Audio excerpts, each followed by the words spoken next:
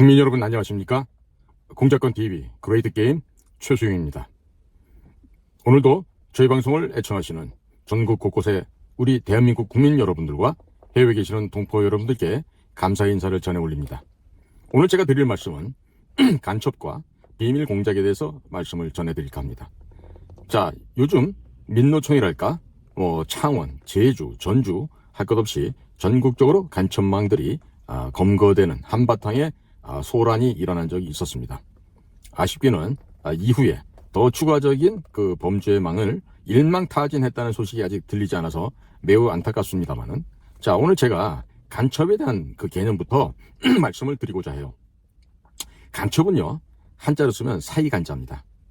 자, 어떤 물체와 물체, 조직과 조직 사이에는 반드시 그 빈틈, 사이, 공간이 있죠. 그 사이에 비집고 들어서 첩자라는 것은요, 말씀 언변에 있는 글자잖아요.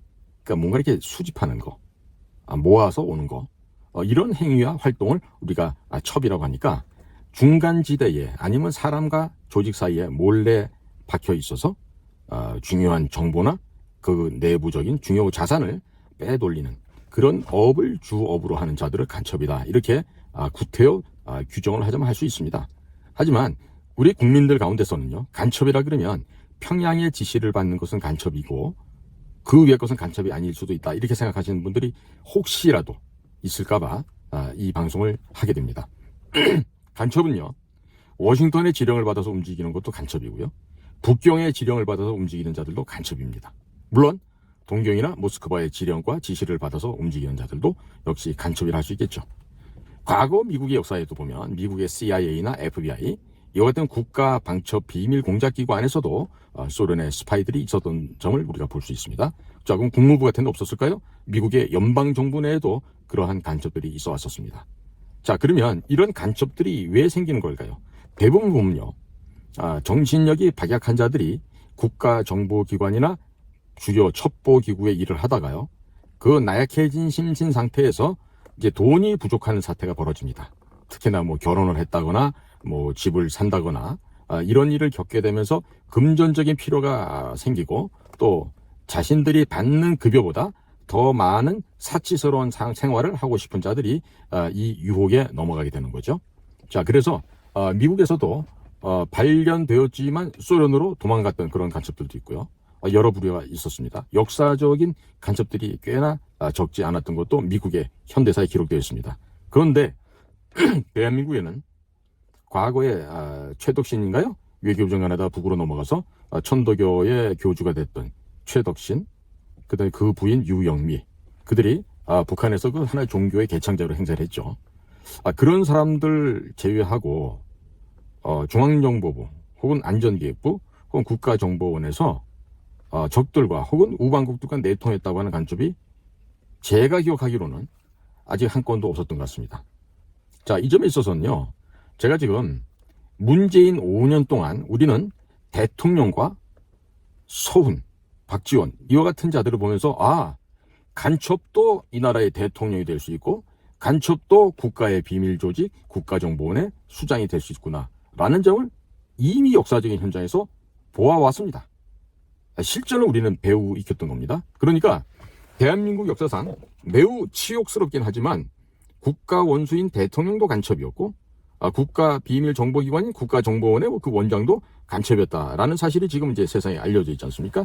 그러니까 그 지나간 문재인 5년 동안에 벌어졌던 각종의 범죄 행위를 밝혀내지 않으면 어떻게 되죠? 문재인을 측방에서 지원하는 그런 결과가 나오게 되죠. 그러면 그러한 일을 하지 않으면 간첩들과 혹시나 동조하고 있는 것은 아닌가, 이러한 의심을 할 수밖에 없는 것입니다. 그래서 간첩이라고 하는 의혹을 제기할 수가 있게 되는 것이죠. 우리 우파에서는요, 말로는 이렇게 북한의 기밀성을 배격하고 국가를 위하고 여러 가지 얘기를 하는데요, 실질적으로 행동을 해야 될 상황이 되면 내 연금에 기스가 나서 연금을 타지 못할까 걱정이 돼서 안 나오거나, 이런 것들이 이제 대한민국 공직자들 그리고 대한민국에서 장성급들에서 가장 흔히 볼 수 있는 경우죠. 자신이 받는 연금에 손해가 발생할 것을 두려워해서 절대로 행동을 옮기지 않는 이런 부류들이 거의 아마 95% 이상이라고 생각이 됩니다. 자, 그렇듯이 제가 지금 간첩 의혹을 받는 거는요, 지금 문재인이가 만들어서 김정은에게 넘겼다는 USB를 안 찾아내면 그건 역시 간첩을 지원하는 꼴이 됐죠. 결과적으로. 또 김정숙이처럼 온갖 주제넘게 사치 품목에 돈을 물쓰듯이 쓰고 다녔는데 그 범죄 행위를 안 밝힌다? 이것 또한 간첩의 간첩 일가를 보호하게 된 결과가 되니까 그 또한 간첩으로서의 의혹을 받게 되는 거예요. 그런 차원에서 간첩이지 바로 무슨 북경하고 평양하고 내통했다는 뜻이 아닌 것입니다. 자, 그러면 이 간첩과 매우 깊이 연루되어 있고 또 정반대 개념이 있는 게 공작이라는 개념이에요. 특히나 비밀 공작. 그런데요, 이 방송을 보는 우리 중앙정보부의 대선배님들이나 또 국가안전기획부 시절에 우리 선배님 동료들이나 다들 그렇게 생각하실 거예요. 저자가 왜 공작이라는 소리를 함부로 짓거릴까? 함부로 떠들어도 될까? 그런데요, 자, 우리 퇴직한 우리 정보요원들 가운데서 가슴에 손을 놓고 한번 생각해 봅시다. 정말로 내가 그 회사에서 28년, 30몇 년 있는 동안에 공작이라고 한 것을 안 해봤던 사람들은요, 그런 생각하시면 될까요, 안 될까요? 안 되겠죠? 저기 내무부, 서울시청 공무원들처럼 왔다 갔다 이런 생활하는 사람들도 있는데, 그런 분들은 자기 자신들이 되돌아보면 알 거예요. 내가 국가비밀정보기관에 근무했지만 나는 과연 정보요원이었나? 공작요원이었는가? 그 어느 쪽에도 속하지 않는 사람도 있어요. 자, 그런 분들은 함부로 비난, 중상, 모략 같은 일은 할래야 할 수가 없을 것입니다. 자, 그래서 이 비밀 공작에 무엇보다도 중요한 것이 보안이고 절대 비밀을 유지해야 되는 것인데요. 지금 국가정보원의 비밀이 없어졌어요. 일반 민간인들이 와서 우리 국가정보원에서 관리해오던 그 슈퍼컴퓨터를 다 뒤져서 그야말로 닭들이 모이를 쪼아대면서 먹게 되면 다 파헤쳐지잖아요. 그거보다 더 심각하게 파헤쳐서 아주 그냥 도륙질, 난도질 해놨습니다. 자, 이제 숨길래야 숨길 수 있는 비밀도 없어요. 이미 우리가 과거에 다른 국가의 비밀정보기관과 협력했던 이런 비밀조차들도 다 지금 까발려져 있어요. 좀 민주당 애들 쪽에서 다 가지고 있다고요. 자, 그럼 이제 어떻게 해야 되죠?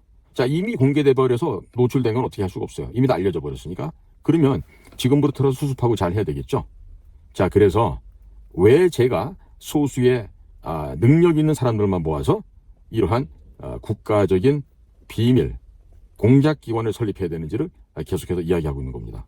지금요, 제가 봐서도 현재 국가정보원이라는 조직 내에서는요, 지금 우리가 기대하고 해야 될 그 비밀 공작 업무를 수행할 수 있는 사람이 몇 명이나 될 것 같습니까? 이 거의 정확한 그 숫자는 제가 알고 있지만, 제가 그 숫자까지 말해버리면 국민 여러분들께서 실망해서 기절하실 수도 있어요. 그래서 제가 다만 이 방송에서 그 부분까지는 이야기를 하지 않겠습니다. 자, 그러니까 윤석열 대통령이 새로운 행정부를 꾸리면서 이스라엘의 모사드와 같은 정보 첩보기관을 롤 모델로 삼았으면 좋겠다 이런 얘기를 했는데, 자, 지금 살인 면허 있나요? 사람을 비법이든 불법이든 비합법이든 가서 제거를 하고 왔을 때 그거를 갖다가 커버해 줄 수 있는 그런 그 백스탑 커버리지가 있습니까? 그런 게 법적으로 제도적으로 안 돼 있어요. 자, 그러니까 그런 것부터 해야 되겠죠. 그리고 진짜 우리 비밀 공작기관은요, 이스라엘 모사드처럼 한다 그러면 뭐부터 해야 됩니까?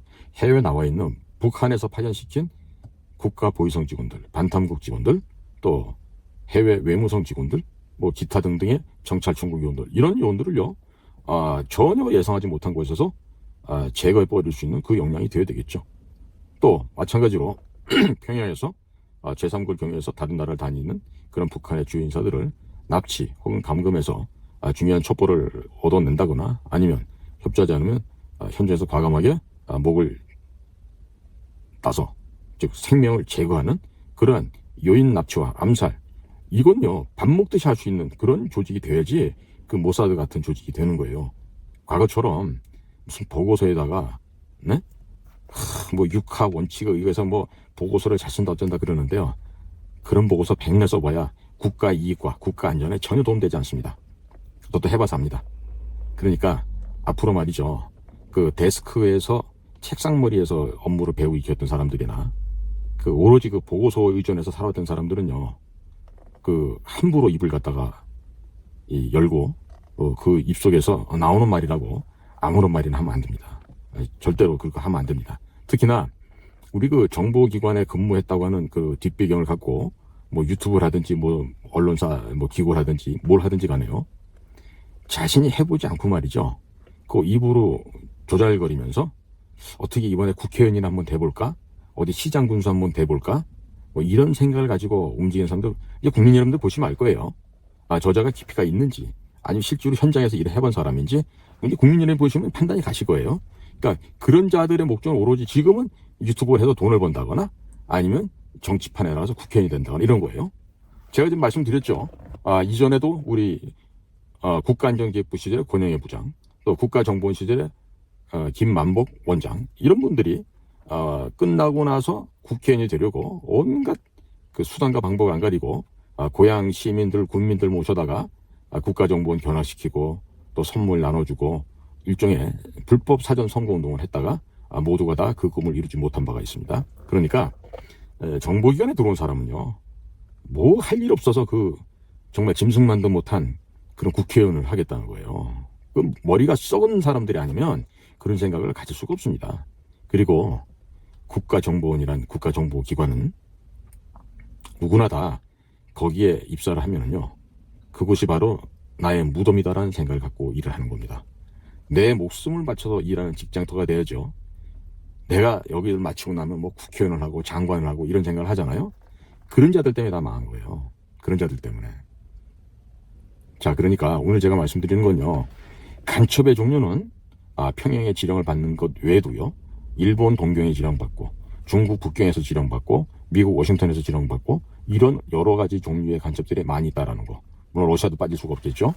그러니까 국민 여러분께서는 간첩을 판별하시고 간첩을 분류하는 기준을요, 국가정보원 출신은 아주 깨끗하다, 이 생각도 버리셔야 되고, 예를 들어서 외교부 공무원 출신이고 뭐 우리 뭐 기관의 장차관을 했다 이러면요, 보증수표도 하면 곤란합니다. 그런 가운데 정말 진정한 간첩들이 숨어서 적들과 내통을 하고 있어요. 그렇기 때문에 이 보안 방첩, 이 간첩을 잡아내는 일에는 국경도 없고 신분의 고하가 없습니다. 제가 오늘 드리는 말씀을 좀 의미 깊게 받아들여 주셨으면 좋겠어요. 제가 그 중국에서 근무를 해봤지만요, 이 보안 방첩은요, 중국 국가안전부 MSS라고 하죠. 단연 세계 최고입니다. 제가 저의 라이벌이고 어떻게 보면 뭐 우리의 뭐 적이다 이렇게 뭐 하는 사람들도 있겠지만, 이 중국 국가안전부야말로 역사상 비밀 공작, 지하 공작, 또 자국 내에 들어와 있는 해외 정보 공작 요원들에 대한 그 정말 압박을 더함으로써 중화인민공화국, 즉 중국 공산당의 이익과 안전을 도모하는 데 있어서는 중국 안전부가 최고였다. 중국 안전부야말로 최고의 에이스였다. 이런 말을 할 수밖에 없어요. 이후에 제가 왜 그런 생각을 갖게 된지도 상세히 말씀을 드리도록 하겠습니다. 오늘도 저희 공작관 TV를 경청해 주신 모든 국민 여러분들께 감사를 드립니다. 건강하세요.